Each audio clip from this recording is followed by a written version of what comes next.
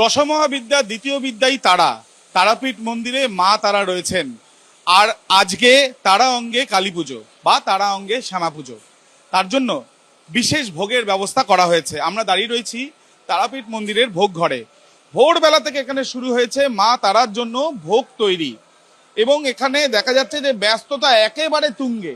তার কারণ যেদিকে তাকানো যাচ্ছে সেদিকেই শুধুমাত্র মায়ের ভোগ তৈরি হচ্ছে।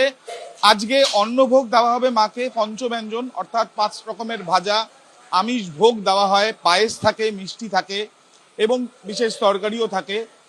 আমরা দেখাচ্ছি যে সরাসরি এই যে একের পর এক ডালা তৈরি হচ্ছে, সেই ডালা নিবেদন হবে মায়ের কাছে, মা গ্রহণ করবেন, তারপরে ভোগারতি হবে, তারপরে এই ভোগ সমস্ত যারা পুণ্যার্থীরা রয়েছেন বা যারা এখানে মায়ের দর্শনের জন্য আসছেন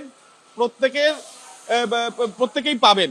সরাসরি সেই ছবি আমরা দেখছি যে 3টে ধাপে এই যে সুবিশাল এই ভোগ ঘরে 3টে ধাপে কিন্তু ভোগ তৈরি হচ্ছে। এবং তার সঙ্গে সঙ্গে আমরা একবার জেনেও নেব, ছবিটাও দেখে নেব, যেখানে দেখছি শোল মাছের মাথাও রয়েছে।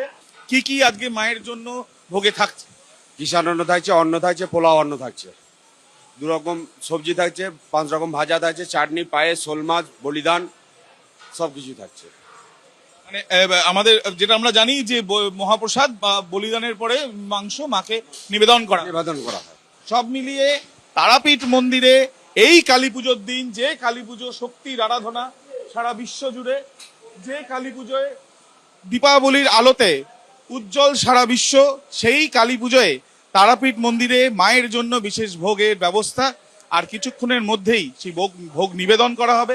ভোগ নিবেদনের পর যখন ভোগারতি হবে, তারপরেই সমস্ত যারা পুণ্যার্থীরা রয়েছেন বা যারা ভক্তরা আসছেন বা দূর দূরান্ত থেকে মায়ের জন্য ফুল নিয়ে আসছেন, পুষ্পাঞ্জলি দিচ্ছেন বা দর্শনের জন্য আসছেন, তারা পেয়ে যাবেন ভোগ।